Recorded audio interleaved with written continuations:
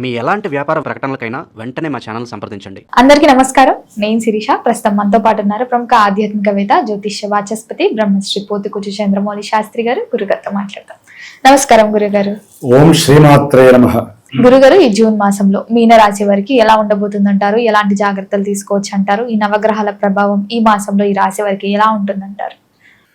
ఓం నమో భగవతే దక్షిణామూర్తయే మహ్యం మేధాం ప్రజ్ఞాం ప్రయచ్చ స్వాహ.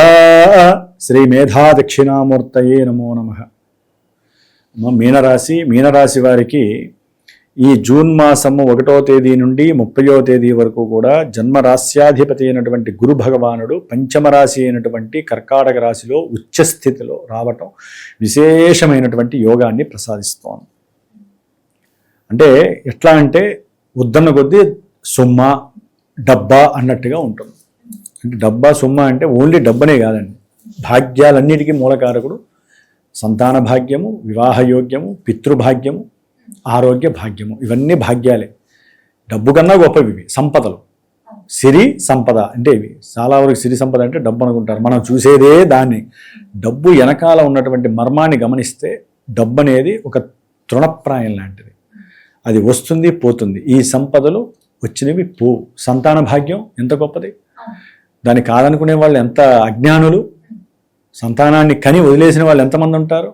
సంతానాన్ని వద్దనుకొని 4 ఏళ్ళు వెయిట్ చేసే వాళ్ళు ఎంతమంది ఉంటారు. పాపం సంతానం కావాలనుకునే జాతకంలో గ్రహస్థితులు సరిగ్గా లేక సంతాన స్థానాల్లో పాపగ్రహాలు ఉండి సంతాన స్థానం వికసించక వీళ్ళ అభీష్టము నీరుగారిపోయి అక్కడికి వెళ్ళి పూజలు, ఇక్కడ క్షేత్ర దర్శనాలు అన్నీ చేసుకున్నా కూడా ఫలించిన వాళ్ళకి ఈ గురుడు పంచమంలోకి రావటం విశేషమైనటువంటి స్త్రీ సంతాన భాగ్యం కలగడానికి అవకాశం ఉంటుంది. సాధ్యంతరికి స్త్రీ జాతకంలో ఎక్కడైనా ఈ గురుడు కానీ రవి కానీ ఎక్కడైనా పురుష సంతాన రాశుల్లో ఉన్న పురుష గ్రహాలతో సంబంధం ఉన్న ఎవరో ఒకరు సంతానం భాగ్యం అమ్మ. మనకి పురుష సంతానమా స్త్రీ సంతానం తర్వాత సంతానము భాగ్యము అది వీరికి కలుగుతుంది. అట్లాగే వీరు పెట్టుబడిగా పెట్టినటువంటి అంటే సంతానపరంగా కొంతమంది విదేశాలకి సంతానాన్ని పంపిస్తారు.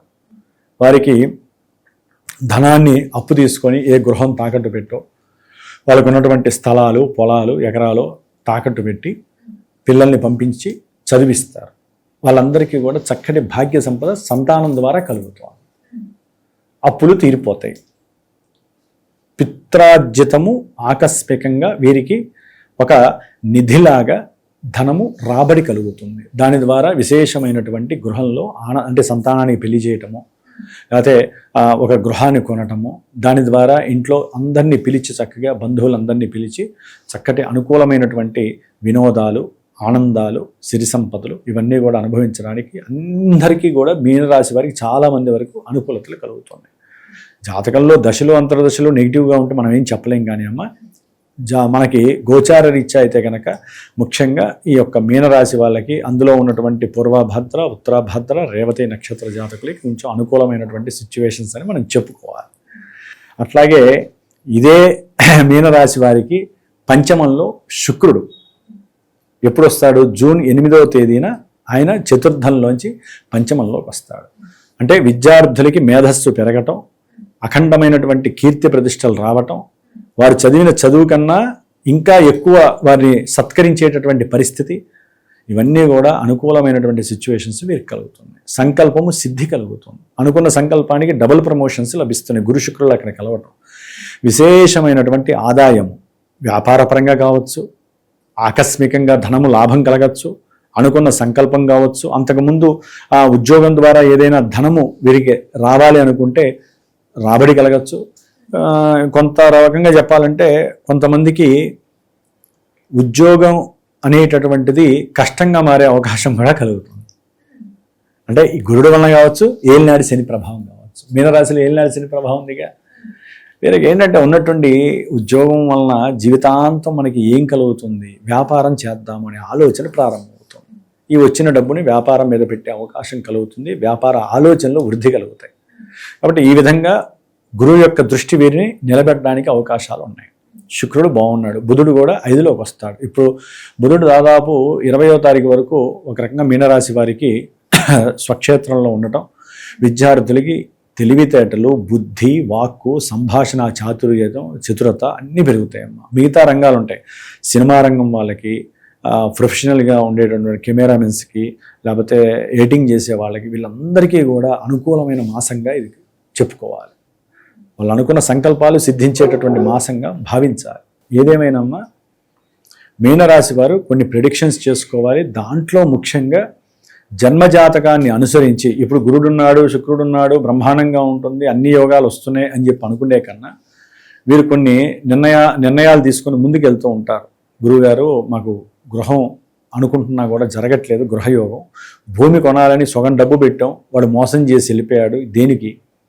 అట్లాగే కొంతమంది పెళ్ళిళ్ళకి ముందుకు వస్తారు, పెళ్ళిళ్ళు జరగవు, ఆ ఆడవాళ్ళైనా మగవాళ్ళైనా, తర్వాత ఎన్ని విషయాలైనా ఉండనివ్వండి. ఇట్లా చదువు పరంగా కానీ ఏదైనా సరే కొన్ని విషయాల యందు అప్పులు ఎప్పుడు తీరుతాయి, ఇలాంటి విషయాలన్నీ కూడా జాతక చక్రంలో సుస్పష్టంగా తెలిసే అవకాశం ఉంటుంది. కాబట్టి సరైన గురువుని సంప్రదించి ఎన్నుకొని 6 నెలలకో సంవత్సరానికో మీ లోపల ఆ గ్రహస్థితి ఎట్లా మారుతుందంటే దశలు అంతర్దశలు మారిపోతూ ఉంటాయి. ఆ కమ్యూనికేషన్ దెబ్బతింటూ ఉంటుంది. మనం గోచారం వింటూనే ఉంటాం, నెలకి దాదాపు ఎన్నోసార్లు చదువుతూ ఉంటాం, వింటూనే ఉంటారు అందరూ. కానీ జాతకం అనేటటువంటిది ఒకసారి తెలుసుకోవడం అనేటటువంటిది ముఖ్యమైన ఈవెంట్స్ అప్పుడు తప్పనిసరి. లేకపోతే అగాధంలో పడతారు. ఇప్పుడు గురువరం బాగుంది, పెళ్ళిళ్ళు చేసేమనగానే చేసేస్తారు చాలామంది. జాతకంలో అక్కడ జరిగేటటువంటి సిచ్యువేషన్స్ వేరే ఉంటాయి. ఏ శనిలో శుక్రుడో, రాహులో శుక్రుడో, అదే శనిలో చంద్రుడో యాక్టివేట్ కానప్పుడు అవి ఎక్కడో ఒకటి యాక్టివేట్ అవుతుంది జాతకంలో, మిగతావన్నీ నెగిటివ్గా ఆపరేట్ అవుతాయి. మనం ఏంటి ఇక్కడ యాక్టివేట్ అయింది కదా, గురువులు చెప్పారు, లేకపోతే మనకి బాగుంది కదా అని చెప్పి తొందరపడి ఇష్టం ఉన్నా లేకపోయినా చేసేస్తాం కదా, అక్కడ సమస్య రిఫ్లెక్ట్ అవుతుంది, నెగిటివ్గా ఆపరేట్ అవుతుంది. కాబట్టి కొంచెం జాగ్రత్తగా జన్మజాతకాన్ని అనుసరించి గోచారాన్ని మిళితం చేసి చెప్పే గురువుని ఆశ్రయించుకొని ఆయన చెప్పినటువంటి హోమాలు, అభిషేకాదులో, స్తోత్రపారాయణలో, దాన ధర్మాదులో చేసుకుంటూ జీవితాన్ని ముందుకు తీసుకువెళ్ళటం అనేటటువంటిది ప్రేక్షకుల యొక్క జీవన గమనంగా భావించాలమ్మా. ఆ విధంగా చేయడం చాలా విశేషప్రదం. రాహు వీరికి, మీనరాశి వారికి ఏలినాటి శనితో పాటుగా రాహు 12వ స్థానంలో ఉండటం కొంచెం ఇబ్బందికరమైనటువంటి పరిస్థితి. డిసప్పాయింట్మెంట్స్ ఇవన్నీ జరుగుతాయి అనుకుంటారు, కానీ డిసప్పాయింట్మెంట్స్ ఇచ్చే స్థాయిలో కూడా ఈయన ఉంటాడు. చేసిన సహాయము, చేసినటువంటి అంటే ఫ్రెండ్స్కి ఏదో చేసినటువంటి అనుకూలమైనటువంటి పరిస్థితుల్లో ఉన్న సమయం వీరికి రిఫ్లెక్ట్ అయ్యి అన్నీ కూడా అవమానాలు కలగడానికి అవకాశాలు ఉంటాయమ్మ. కొంచెం అక్కడ వాళ్ళు కరెక్ట్గా గట్టిగా ఉంటే, మనసుని ఎలా ఉంచుకోవాలంటే ఈ సమయంలో వీళ్ళు గ్రహస్థితి అనుకూలంగా ఉన్నప్పుడు, కొన్ని గ్రహాల వలన ఇబ్బందులు కలుగుతున్నప్పుడు తామరాకు మీద నీటి బొట్టులాగా మనసుని తామరాకు మీద పెట్టేయాలి. అలా జారిపోవాలి అంతే. ఎవరన్నా ఏమన్నా అవే వెళ్ళిపోతాయి అంతే. ప్రశాంతంగా ఉండాలి. దైవం మీద ఎక్కువగా ధ్యాస పెడితే వీరు అనుకున్న ప్రతి పని సక్సెస్ అవుతుంది. మీనరాశి వారికి ఎప్పుడు చూసారా, ఇప్పుడు నెలలా చెప్తుంటేనే ఎన్నో వైవిధ్యమైనటువంటి విషయాలు బయటికి రావట్లా. ఒక నెలలో ఉన్నట్టుగా గ్రహాలు ఇంకో నెలలో ఉండవు కదా. ముఖ్యంగా సూర్య భగవానుడు ఈయన జూన్ 14 వరకు కూడా 3వ రాశిలో ఉండి ఉద్యోగం అనుకున్నటువంటి విషయాలలో, నిర్ణయాత్మక విషయాలలో కానీ స్వయం ప్రతిపత్తి కలిగినటువంటి ఉద్యోగాలు ఎంతో అనుకూలమైనటువంటి గ్రహస్థితులు అనుభవిస్తూ ఉంటారు. 14 వరకు కూడా అనుకున్న సంకల్పంలో విజయ సాధన, ధనము రాబడి రావటము, ఉద్యోగం నుంచి రావాల్సిన డబ్బులు రావటం, ఉద్యోగాలు పెట్టుకున్నటువంటి కొన్ని వ్రాతపూర్వకమైనటువంటి కొన్ని ఇంటర్వ్యూలు సక్సెస్ కావటం, ఇవన్నీ కూడా మీనరాశి వాళ్ళకి రవి వలన కలుగుతున్నాయి. ఆయన 4లోకి రాగానే తల్లి యొక్క ఆరోగ్యం కొంచెం క్షీణించటము, అట్లాగే తల్లిదండ్రులు చేసినటువంటి ఏదైనా గృహపరమైనటువంటి అప్పులు, లేదా వీరు చేసినటువంటి గృహపరమైనటువంటి వాహనపరమైనటువంటి అప్పుల పరంగా గవర్నమెంట్ నుంచి వీరికి ఇబ్బందికరమైనటువంటి పరిస్థితులు రావటము, అప్పులు తీరుద్దాం అనుకుంటారు కానీ అనుకూలంగా ఉండదు, అంత సౌకర్యవంతంగా వీరు అనుకున్నవి జరగవు. ఏదైనా ఆస్తులు అమ్మాలనుకున్నా కూడా సరైనటువంటి లాభం రాకపోవటం, దాంట్లో గవర్నమెంట్ ఇలిగేషన్స్ ఎక్కడో ఒకటి రావటము, ఇవన్నీ ఏంటంటే రవి బలాన్ని తగ్గిస్తే 15 నుంచి కూడా జూన్ 15 నుంచి. కుజుడు చూస్తే 2వ స్థానంలో ఉండి కొంత భాగ్యాన్ని, ఆర్థిక లాభాన్ని, కోరికల్ని ఇచ్చినట్టే ఇచ్చి తీసేసుకోవటము, వాళ్ళు అనుకున్న కోరికలు జరుగుతాయి అనుకునే లోపలే అవి చేజారిపోవటము, ఇలాంటివన్నీ జరిగినాయి. కుటుంబంలో ఎన్నో మానసిక స్పర్ధలు, ఇవన్నీ కూడా 20వ తారీఖు వరకు ఉంటాయి. 21 నుంచి కుజుడు యాక్టివేషన్ బాగుంటుందమ్మా.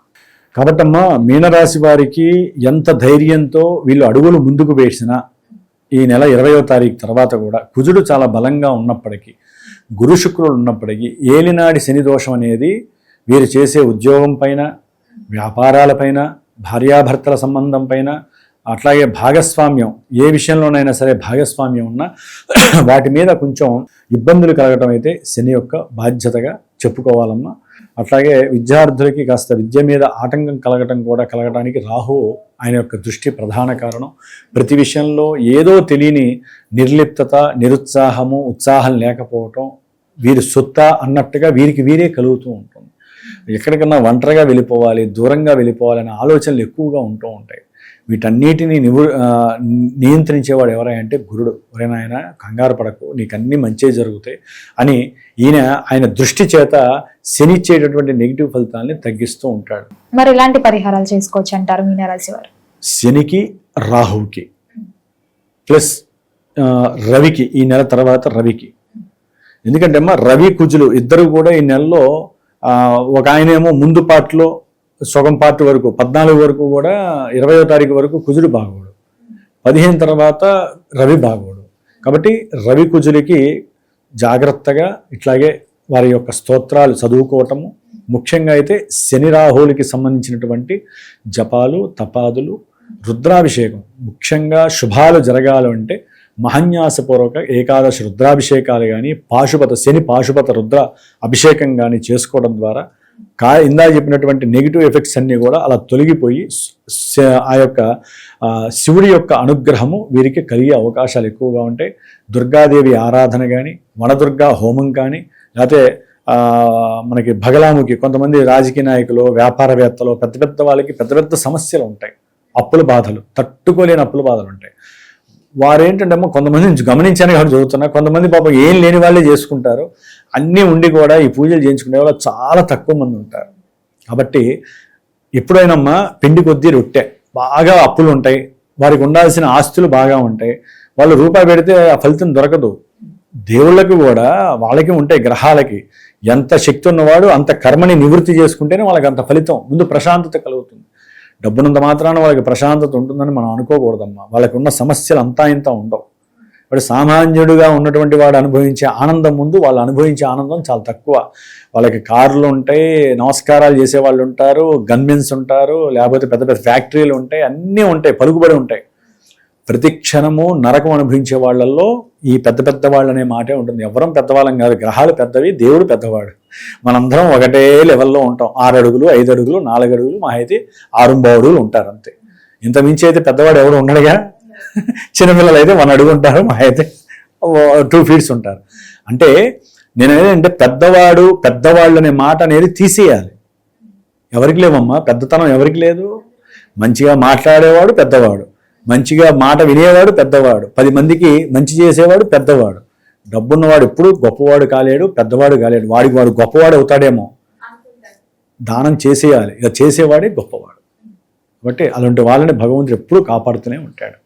గురుగారు, మొత్తం మీద జూన్ మాసంలో మీనరాశి వారికి ఎలా ఉంది, ఎలాంటి జాగ్రత్తలు తీసుకోవాలి, ఎలాంటి పరిహారాలు చేయాలో తెలియజేసినందుకు ధన్యవాదాలండి. శుభమస్తు.